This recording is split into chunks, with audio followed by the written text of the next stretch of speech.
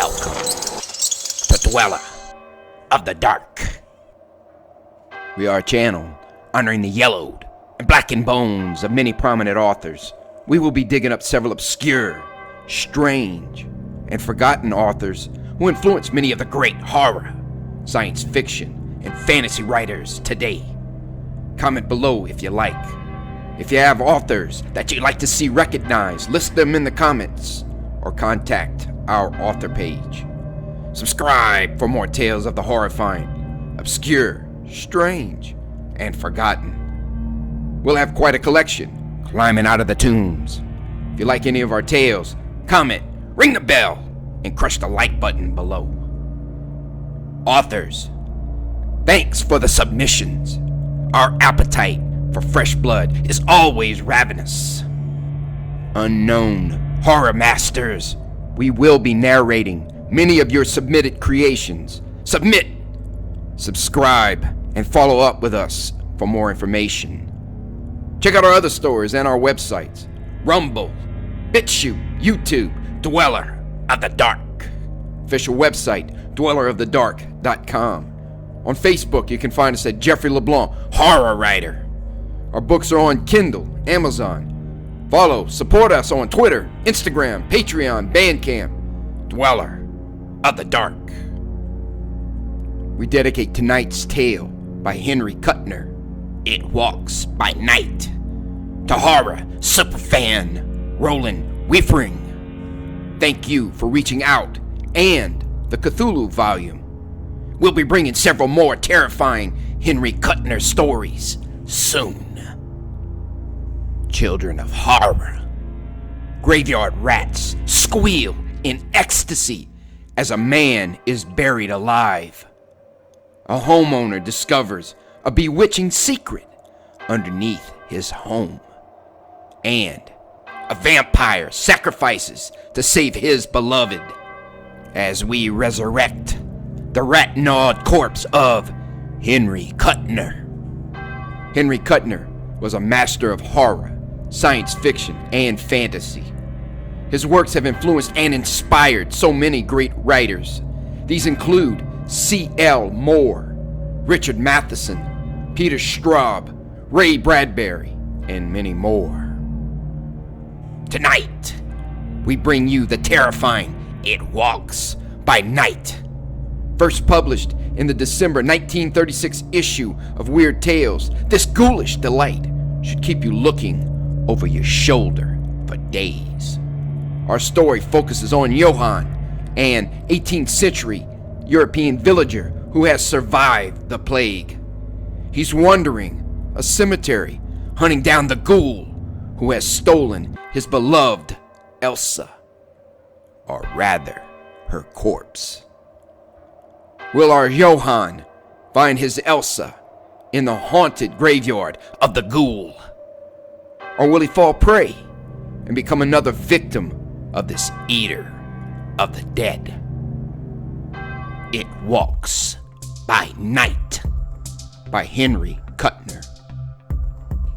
A blood-chilling narrative of a ghastly horror that stalked through the crypts beneath the old graveyard.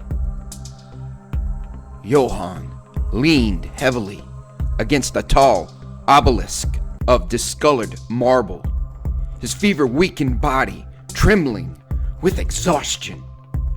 The graveyard was a dim black sea, with pale slabs and monoliths standing in irregular ranks all about him.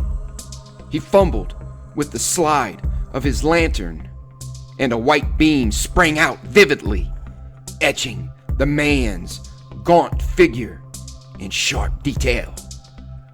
Deep shadows lay in the hollows of his cheeks and beneath his dilated, smoldering eyes.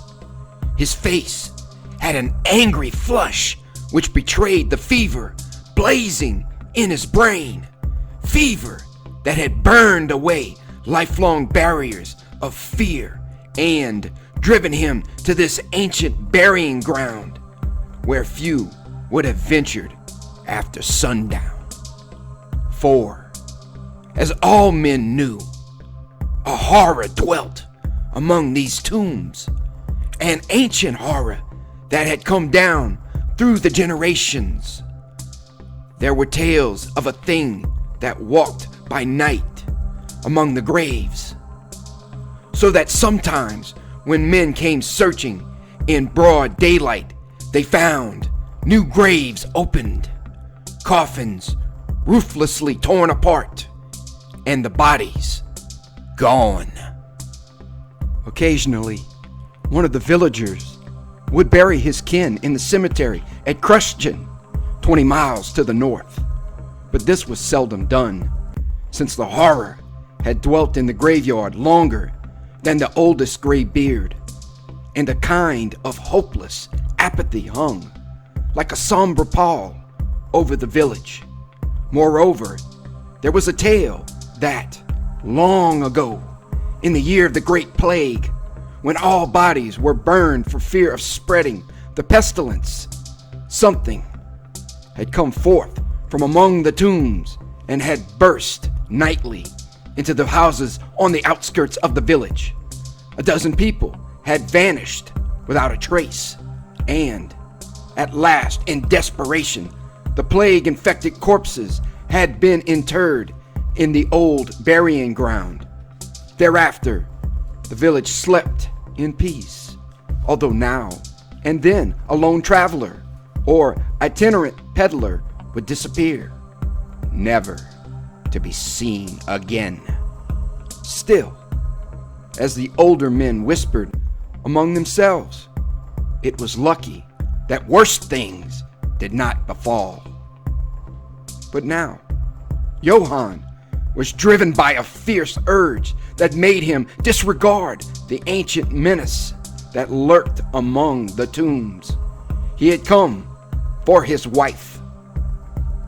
Elsa, his bride for scarcely a year, had been buried while Johann lay delirious, raving with the same fever that had proved fatal to his wife.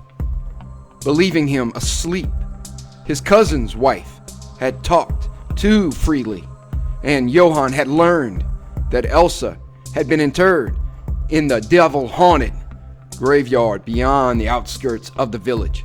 His beloved Elsa, daughter of the ancient Aubert clan that could trace their fathers back through Thurn and Taxus, the prey of the ghoul. Horror had lent Johann strength to leave his bed and slip unnoticed from his cousin's house, pausing only to snatch his pistol and a lantern. Now he drew the weapon from his shirt as footsteps sounded suddenly nearby. A man came into view in the starlight, gingerly picking his way among the graves. As Johann recognized Carl, his cousin, he thrust the pistol back into his shirt and let the light from his lantern flare out. The newcomer gave a startled cry, quickly muffled.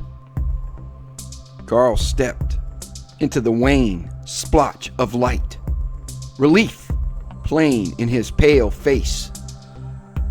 "Johann," I thought, "what are you doing here? You can't help Elsa now."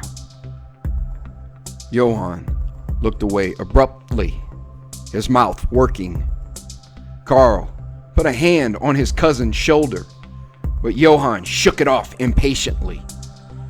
"It's your fault, Carl," he accused, his eyes dark with anger. "You let them bury Elsa here, in this devil-ridden place." Carl made a placating gesture. "What could I do? I told them you would not." "I know." The resentment was gone from Johann's voice. It was very bitter now.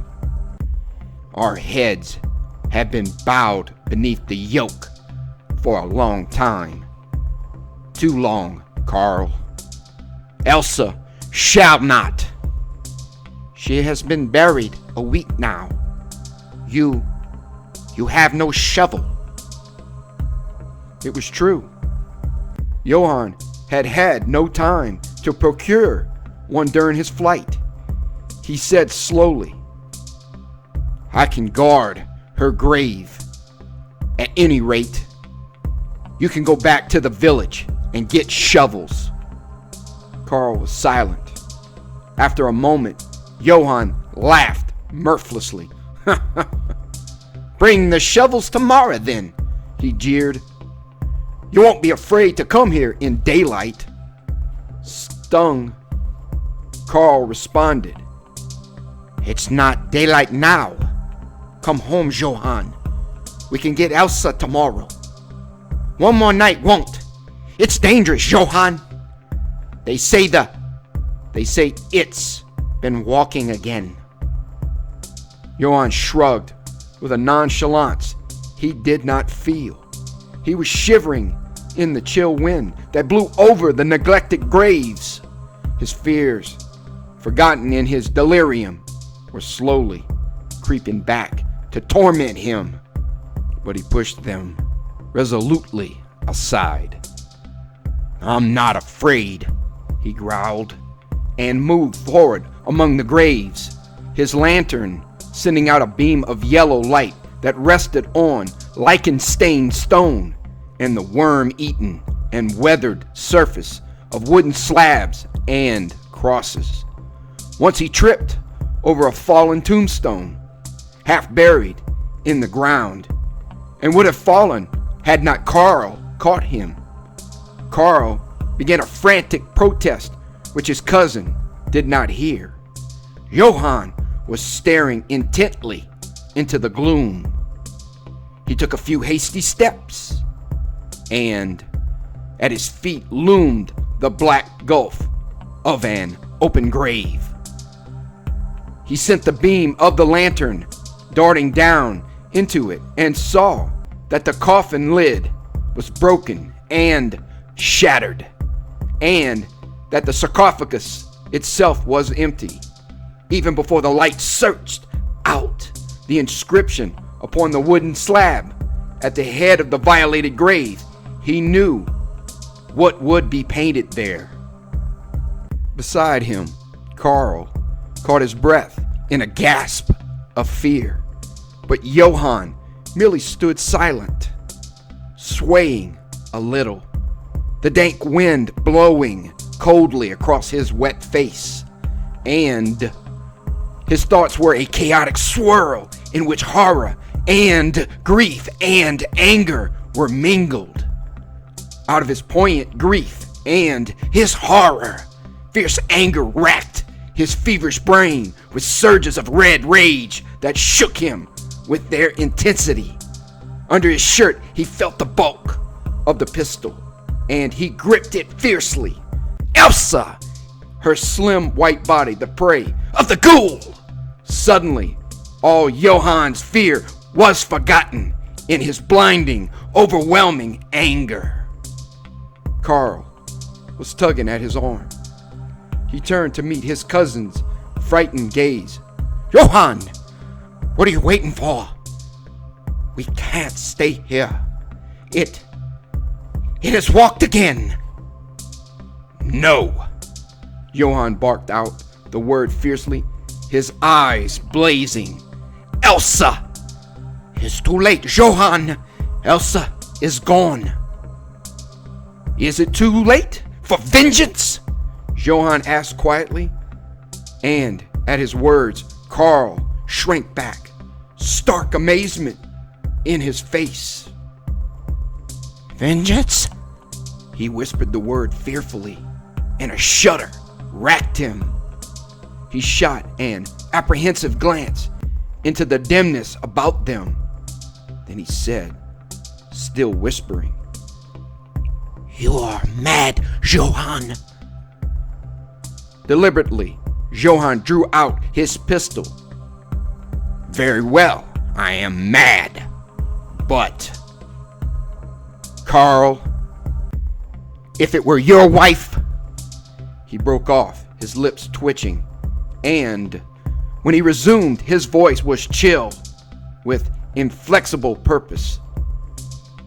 Listen to me, Carl. I'm going to make someone, God, man, or devil, suffer for this crime.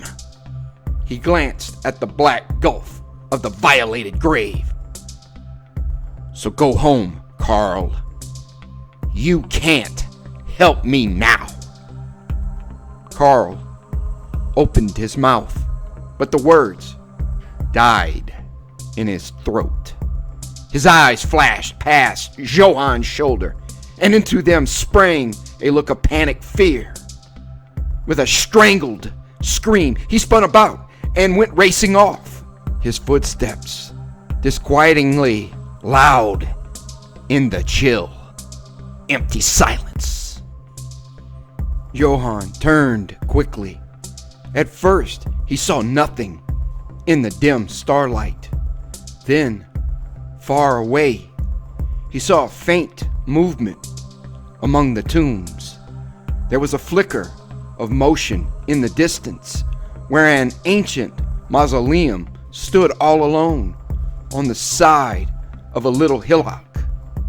He waited, scarcely breathing, for a time, but there was no further movement at the distant tomb. Carl's footsteps had died away, and there was not a sound to be heard. Johann fingered the pistol irresolutely. Then he thrust it back in his shirt and hurriedly made his way among the graves to where the mausoleum stood on the knoll, pale and ominous in the starlight. The tomb was incredibly ancient and weathered, overgrown with a thick coating of lichen that draped it like gray spiderwebs. There was an inscription above the door, but save for the single word, Maranatha, it was illegible. Johann did not pause to examine it after he saw that the great stone portal was open. With cold rage surging within him, he stepped over the threshold and sent the light darting about the tomb. It was empty. Bare granite walls met his gaze, but there was a door of rusted metal set in the further wall, and this was ajar. Johann squeezed through the gap and held the lantern high.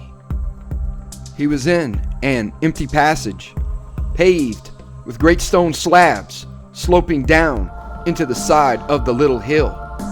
A faint whispering sound, like the slithering of water over jagged rocks, was audible, and Johann cautiously advanced. The passage turned and twisted in the rock, but it continued to descend steeply, and twice Johann passed the black mouths of side tunnels. Now the faint whispering was louder. He recognized the sound of voices, but there was a curious squeaking and snarling that puzzled him, a sound such as might originate in a nest of rats. The cold tide of sanity was slowly rising in Johann's brain, and misgivings were beginning to assail him. But the thought of Elsa's looted grave enabled him to force them out of his mind. He replaced the slide on the lantern and moved forward in utter darkness, feeling his way and straining to distinguish an intelligible word from the babble of chatterings and whisperings that he heard.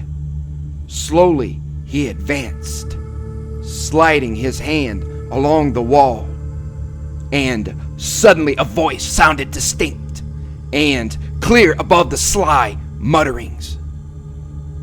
It was harsh and grating, possessing a curious quality of depth, as though it came from far underground, and it said distinctly, "Has been going long. A wave of fear came rushing up to overwhelm Johann, and he clung desperately to the thought of Elsa and his vengeance. Fighting back his horror, he edged forward, and as though at a signal, a sudden silence fell.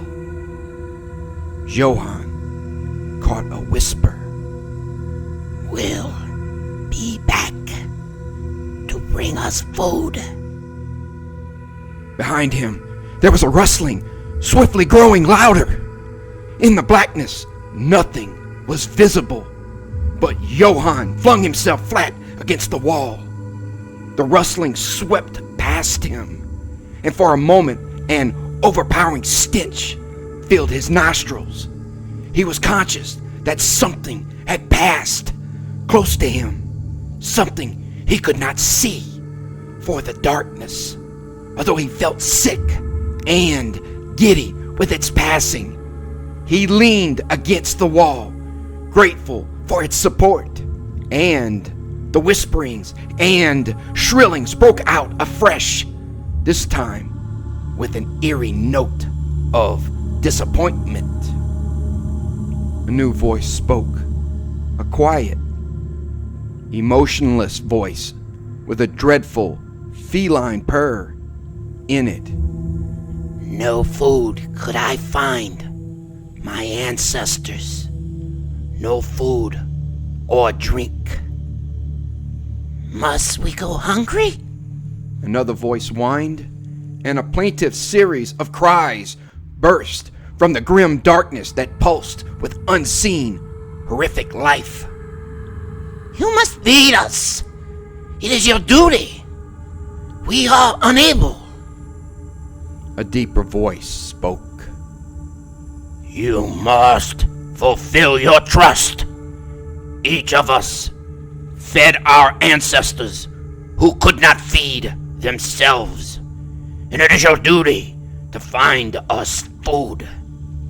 When in time you, too, become like us, unable to go forth to search out the new graves, you will expect the next heir to fulfill his duty.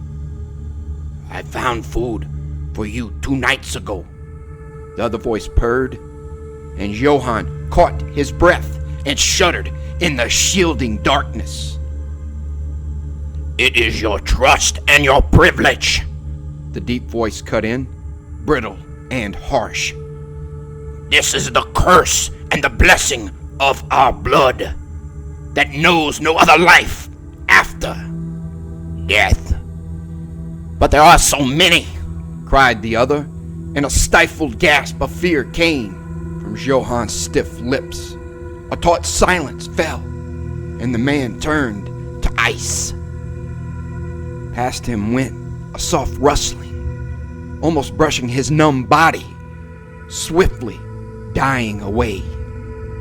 Then there was no sound, only the charnel darkness that pressed silently upon him, and behind him he heard a heavy thud.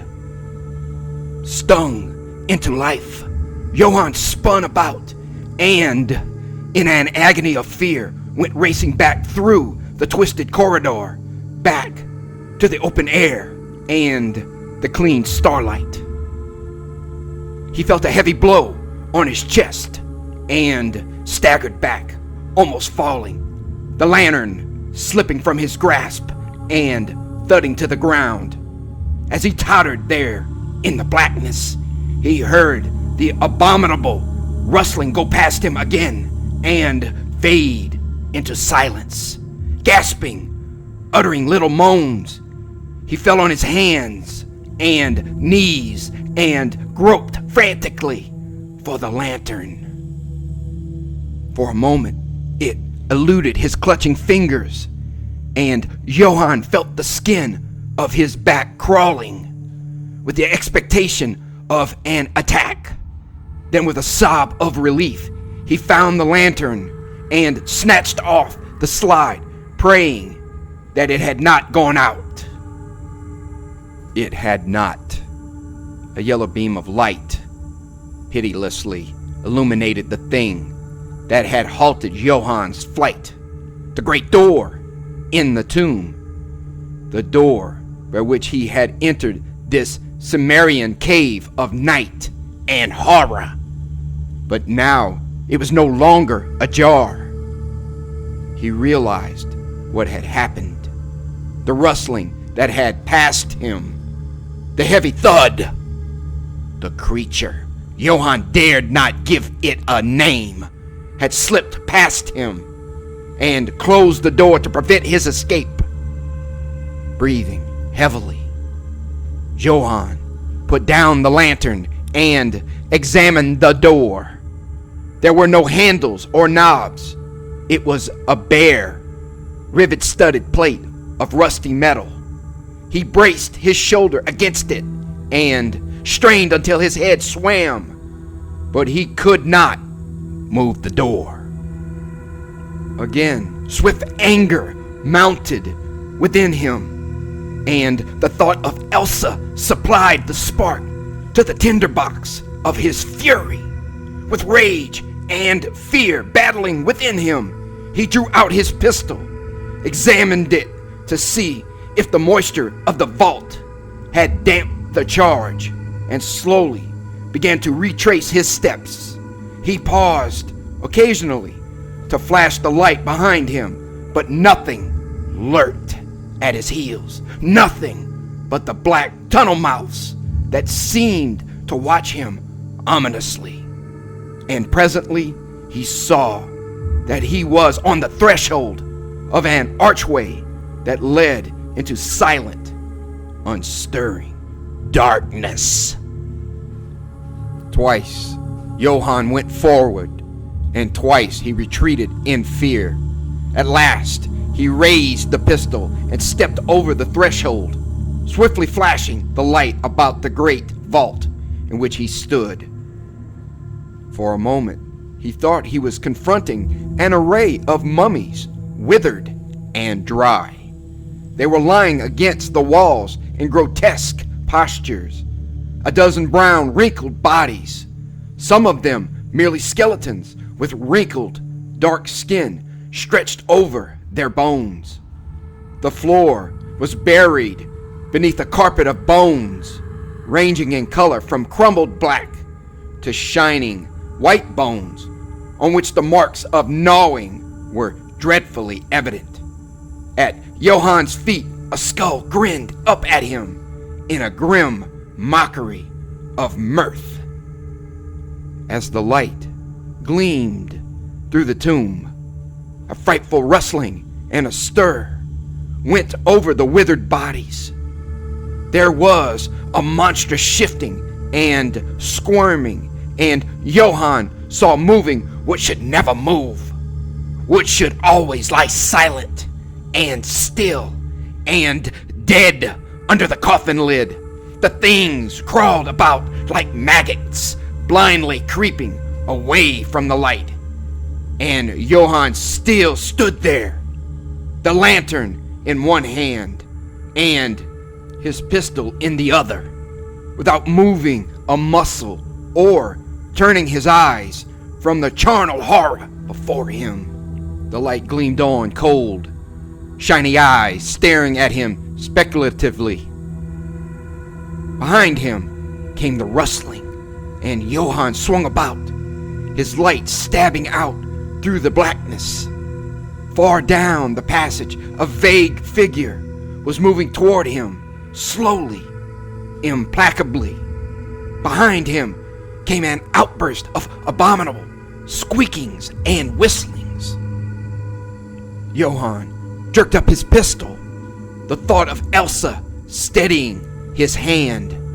He would wait until the thing was almost upon him, and then. But his fear betrayed him. The crash of the explosion sent sharp echoes rolling through the vault. The dreadful form did not pause. It glided onward, silently save for the faint rustling of garments. And Johann took a step back. Something clutched at his ankle, and in a frenzy of fear, he kicked free. For a second, he had turned his back on the half-seen figure that was inexorably drawing nearer, and when he swung about, it was almost upon him. There was no time to reload the pistol.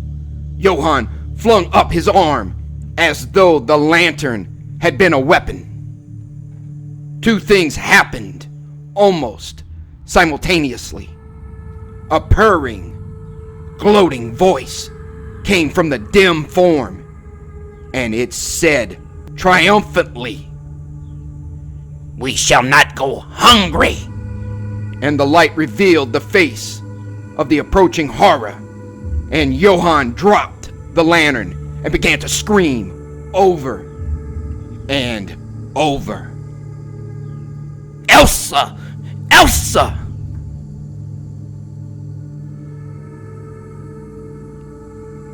Thank you for listening. Have a great night.